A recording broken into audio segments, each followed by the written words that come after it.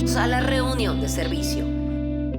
Bienvenidos a la reunión de servicio, tu espacio de medicina, academia y comedia, dirigido evidentemente por su jefe supremo, mi persona, doctor Gabriel Escalona, y vamos directamente con las noticias de esta semana. Una línea de moteles asentará servicios en varios hospitales del mundo, y esto evidentemente frente a la gran demanda sobre sitios para descansar. No vayan a pensar en otra cosa, sino en vista que no hay siempre suficientes camas y suficientes residencias, entonces los moteles con servicio de pago por 3 horas, por 8 horas o por 12 horas estarán en varios hospitales. Algunos nombres de los hoteles se llaman Mi Cielito Lindo, se llama Amor Rápido y se llama My Love Seguro. Entonces cualquiera de esos moteles que vean en los hospitales los pueden utilizar, y recuerden que lo principal es la seguridad de los trabajadores, la seguridad del personal de salud de las instituciones. Así que bueno, es una nueva herramienta para aquellos que quieran descansar durante los turnos. Otra noticia que tengo por aquí es un lanzamiento, que es un lanzamiento de la línea de diseño y de moda de Balenciaga, muy importante, quien lanzará su nueva línea de uniformes quirúrgicos. Estos tendrán cada uno más de 6 orificios. Además estarán hechos con ropa o con tela reciclada de quirófano, y cada pieza costará entre $5,000 y $6,000. Entonces recuerda que si quieres ir vestido con prestancia, con elegancia a tus turnos, estas piezas de Balenciaga se empezarán a vender en Milán, en Los Ángeles, en Tokio, en New York y en todas las ciudades importantes. Otra noticia que tengo es que un psiquiatra demanda a una aerolínea por no permitir que viajara con sus múltiples personalidades. La aerolínea le informó al psiquiatra que era importante mantener un peso adecuado y una distribución del mismo durante el vuelo para que el avión evidentemente pudiera funcionar adecuadamente, y el psiquiatra dijo que si sus múltiples personalidades no iba a viajar. Por ende está ese trato legal en este momento entre un psiquiatra y una aerolínea. Recuerden también, no solamente los psiquiatras, sino todos aquellos que tenemos múltiples personalidades, luchar por los derechos en que podamos llevar a cualquier sitio nuestras múltiples personalidades. Miren, quiero continuar con el caso clínico de esta semana, un caso que me parece muy interesante, y es cómo se creó la técnica para remover cálculos de la vía renal o de las vías urinarias, mejor dicho. Y este es un soldado quien creó esta técnica, y estamos hablando del coronel Claude Martin, un soldado del siglo XVIII que trabajó como en las compañías británicas de las Indias Orientales y que sufría de cálculos renales, y cuando desarrolló los síntomas en 1782, él decidió no visitar al médico, ¿no? Como cualquiera de los pacientes que tenemos prefieren, y sobre todo si es hombre, es mejor esperar a ver si te puedes morir que a ir al médico. Y pensó que una cirugía que él podría hacer sería más efectiva de cualquier cosa que le recetaran para que ese cálculo se diluyera. Tomó el asunto por sus propias manos y diseñó un instrumento especial hecho con una aguja de tejer y un mango de ballena. Insertó ese instrumento casero por su propia uretra y dentro de su vejiga, y llegó a su vejiga y raspó la piedra poco a poco hasta poder diluirla completamente. Repitió el horrible procedimiento 12 veces durante 6 meses hasta que funcionó, y al final de ese periodo sus síntomas habían desaparecido. 50 años después, algo muy similar a la técnica de Martin se convirtió en un método estándar para el tratamiento de cálculos de la vejiga gracias a la investigación pionera de cirujanos en París, que aparentemente desconocían lo que había hecho ya el coronel. Martin no solamente fue el primero en realizar el procedimiento, sino que más tarde fue conocido como Lito Tricia, sino también fue el primer paciente en someterse a esta operación. Creo que este es un caso especial y clásico que les gustaría tener a cualquier cirujano, ¿no? Hacer la primera cirugía, inventar una cirugía, hacerla él mismo y hacérsela a él mismo. Así que y no me imagino los dolores que habrá sufrido este soldado también en sitios que estaban alejados, donde probablemente no tenía una atención médica adecuada, para tener que por su propia voluntad inventar un instrumento para poder diluir esta piedra en la vejiga, ¿no? Y dicho esto, si un soldado que no tenía absolutamente nada durante estas campañas militares pudo hacer esto, ya sabemos que los urólogos no son tan útiles. No, mentira, claro que son útiles. Son útiles en llevar la técnica actualmente. El tema de hoy, con el que vamos a conversar, es del efecto Dunning-Kruger y del síndrome del impostor. Para los traumatólogos, Dunning-Kruger no es un equipo de fútbol de Europa, ¿ok? El efecto Dunning-Kruger está nombrado así por los psicólogos David Dunning y Justin Kruger y se refiere al sesgo cognitivo en el que las personas con conocimientos o competencias limitadas tienden a sobreestimar sus habilidades. O en palabras más simples, ser ignorante de tu propia ignorancia, aunque suene muy duro. ¿Y qué pasa? ¿Cómo ejemplifico esto? Esto lo vemos mucho y que quiero hablar sobre este efecto sobre todo en medicina. Esto lo ejemplifico mucho cuando ven o cuando vemos algún colega haciendo un procedimiento y nosotros pensamos que podemos hacerlo porque lo ve extremadamente fácil. Y yo creo que ahí entra otro concepto, que es el concepto de experto. Para mí el concepto de experto es, primero, el que ha sufrido y sabe cómo resolver la mayoría de las complicaciones en un procedimiento. Y segundo, aquel que hace que el procedimiento se vea fácil.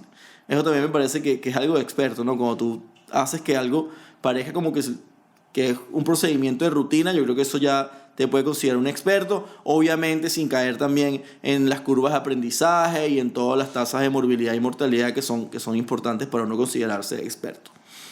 Lo que quiero decir con esto es que es un clásico ejemplo de cuando los cirujanos vemos a los traumatólogos haciendo un procedimiento y uno dice, bueno, si lo hace un traumatólogo cualquiera lo puede hacer, cosa que no es verdad, todo tiene obviamente su enseñanza. Y creo que pasa mucho en medicina, yo lo he visto sobre todo cuando se ve desde una perspectiva entre las especialidades y se ve de una perspectiva del desconocimiento de todo lo que se hace. Por ejemplo, he escuchado decir como que, bueno, hacer una apendicectomía, quitar el apéndice, es algo muy fácil porque lo hacen en 15, 20 minutos. Bueno, puede ser algo muy fácil para aquel que ha llegado o que ha logrado llegar hasta el punto que lo ve fácil y que es evidentemente algo rutinario. Pero lo cierto y lo positivo es que este efecto está basado en la ignorancia realmente de lo que puede hacer o de lo que necesita cierto procedimiento y sobre todo sobreestimar tus habilidades. Es un clásico de esto lo puedo hacer yo, esto también lo puedo hacer yo, si yo hago esto también puedo hacer lo otro. Y creo que me ha pasado mucho, me ha pasado también en el mundo de la comedia, creo que es muy muy frecuente en cuando tú estás en un escenario y estás echando chistes o diciendo tus chistes, hay personas que durante el acto o después del acto dicen yo también puedo hacer esos chistes. Ojo, yo era esa persona que estaba en el público y dije, yo también puedo hacer esos chistes. Lo que pasa es que te das cuenta de cuando no estás preparado e intentas hacerlo, no puedes hacerlo o no te sale bien. Y esto lo extrapolo a la parte médica. Hay muchas personas que creen que sin entrenarse lo suficiente o entrenándose poco van a poder lograr los resultados de otros expertos y cuando intentan hacerlo, obviamente no es así. Yo he visto en muchas oportunidades personas que en vez de hacer entrenamientos formales, hacen una pasantía de unos días en un sitio, tratando de adquirir los pocos conocimientos que necesitan para lograr esa actividad, ¿no? esa habilidad. Y esto es muy importante porque ahí vienen las complicaciones. El efecto Dunning-Kruger es un efecto de confianza excesiva.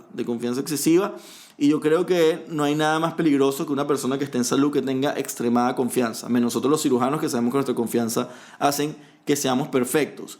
Pero esto pocas veces se enseña en la carrera, ¿no? De hablar sobre la sobreestimación de tus capacidades, porque esa sobreestimación te lleva a producir cada vez más errores.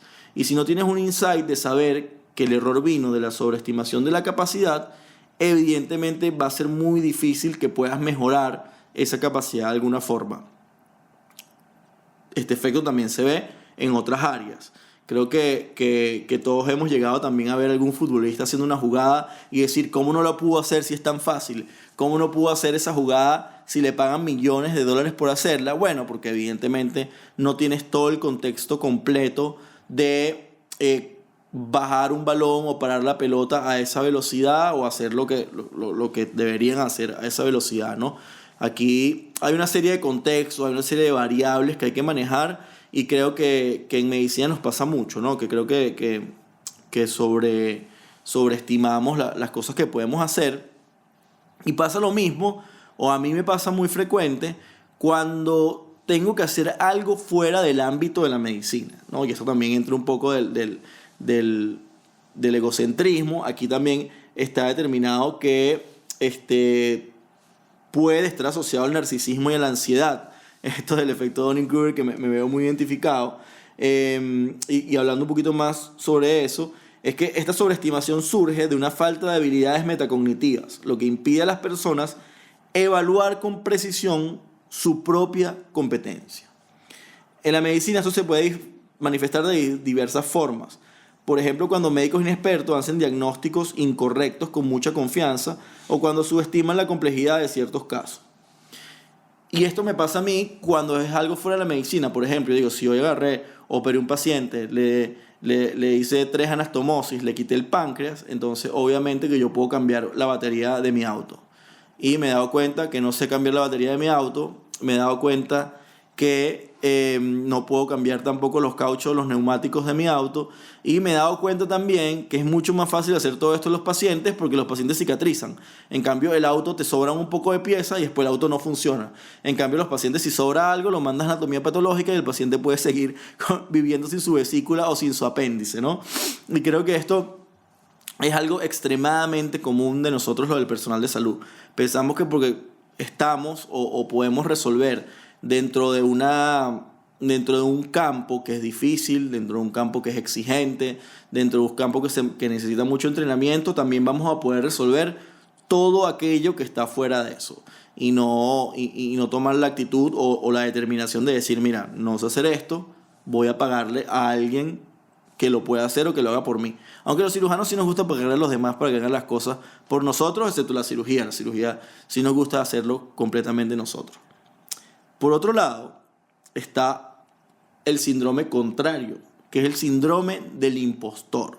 Y el síndrome del impostor simplemente es la capacidad o es no tener la capacidad de evaluar de manera realista tus propias habilidades y competencias. En el efecto Dunning-Kruger lo que vimos es que tú sobreestimas tus habilidades y competencias, y en el síndrome del impostor es al revés, las subestimas.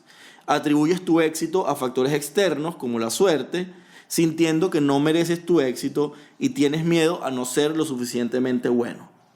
Nuevamente, yo creo que en el campo de la salud vivimos en una constante alternancia entre el efecto Dunning-Kruger y el síndrome del impostor. Yo principalmente tengo más síndrome del impostor dentro de mi especialidad y más Dunning-Kruger con las otras especialidades. A veces yo creo que mientras más conoces tú de un tema, y por eso atribuyo mucho el Dunning-Kruger a la ignorancia, cuando más conoces un tema te das dando cuenta que tiene más detalles, que tiene más profundidad y que es completamente demasiado grande todo lo que puede abarcar. Y el síndrome del impostor nos ha tocado mucho nosotros como médicos, lo digo también como los médicos, con los que hemos sido médicos inmigrantes. Nos ha tocado mucho síndrome del impostor porque incluye una serie de cosas, adaptarte a una nueva vida, cuando tienes que adaptarte al idioma, nuevas técnicas, nuevas costumbres, pacientes que son distintos. Obviamente todos los pacientes son iguales por dentro y en cuanto a anatomía, pero cuando estás frente a pacientes que tienen otra idiosincrasia, puede también darte miedo a enfrentarte a esos pacientes. A mí me pasó particularmente cuando inmigré. Yo tenía un capital relacional y una manera de manejar las variables dentro del país donde estaba que era no fácil, pero era conocida.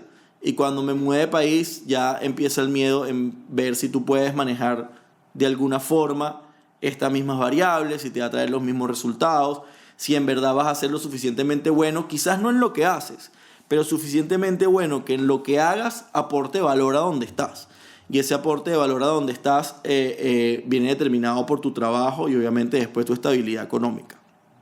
Ahora bien, si hablamos de los efectos del Dunning-Kruger, bien hacia el límite de lo que puede causar, yo también creo que el síndrome del impostor, ¿qué puede causar? El síndrome del impostor puede causar que no te atrevas a hacer muchas cosas, que no entres en proyectos, que no entres en investigación, que no entres en innovación, que sabemos que dentro del campo de la salud es bien importante.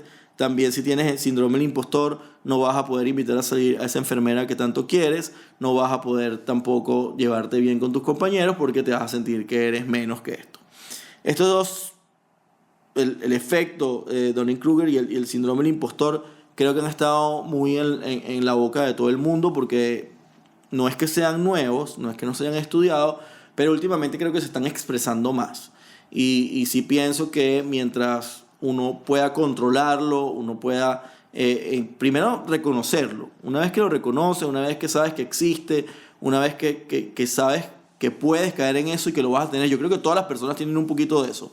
Unas más y otras menos. Dentro de medicina, dentro de la salud, creo que los quirúrgicos tenemos más de eso que los clínicos. Es como que, bueno, yo también hago clínica, yo también diagnostico, yo también mando medicamentos, pero además opero. Entonces lo que tú haces por desconocimiento, yo creo que lo puedo hacer mucho más fácil sin tener siempre las capacidades. Por eso yo creo que siempre estamos colindando entre uno y el otro, a pesar de que en todas las profesiones pasa. Todas las profesiones creo que cuando uno comienza, sobre todo, ahí, aunque a mí me pasó que cuando justo antes de comenzar la carrera, justo antes de comenzar el posgrado, tenía el efecto Dunning-Kruger, pero lo más alto posible. Después, en el momento que comienzas y haces tu primera práctica o te enfrentas hacia la realidad, creo que la realidad te da un golpe donde te lleva al síndrome del impostor. Entonces estás como que poco a poco estas cosas buenas que te pasan te lanzan al Dunning-Kruger y las cosas malas te llevan al síndrome del impostor. Yo creo que todo eso es tratable, yo creo que todo eso es manejable, sobre todo si uno empieza a ir a terapia, vayan a terapia y los psicólogos y psiquiatras recuerden o no cobrar o cobrarnos menos porque somos colegas, así que por favor permitan que vayamos y tratemos todas estas cosas, porque también creo que el síndrome del impostor y el síndrome de Dunning-Kruger trae problemas dentro de los turnos, problemas dentro de los servicios. Hay personas que no están siempre capacitadas para hacer algo, que creen que están capacitadas y ponen en aprietos la vida del paciente y además lo que puede pasar con tu equipo de trabajo. Igualmente el síndrome del impostor, a veces uno necesita personas capacitadas para que puedan lograr ciertos objetivos y no siempre las personas creen que están capacitadas cuando sí lo están. Entonces yo creo que es un efecto bien importante. Creo que hay que internalizarlo, creo que hay que revisarlo y creo que forma parte de discusiones de reunión de servicio. Realmente piensen ustedes que si tienen su efecto Dunning-Kruger, coméntenlo aquí cuál pensaron que ustedes era algo que era muy fácil de hacer hasta que se dieron cuenta que no era tan fácil, y por el contrario, cuando se sintieron tan mal para hacer algo que después se dieron cuenta que sí eran prácticamente especialistas.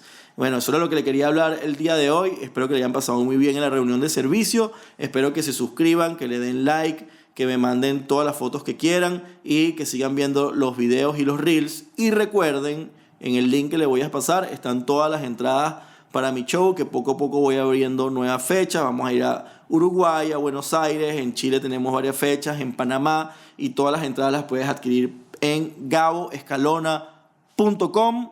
Soy el Dr. Gabriel Escalona, el jefe de servicio, y este episodio es también gracias a la dirección y conducción de @44estudios. Nos vemos.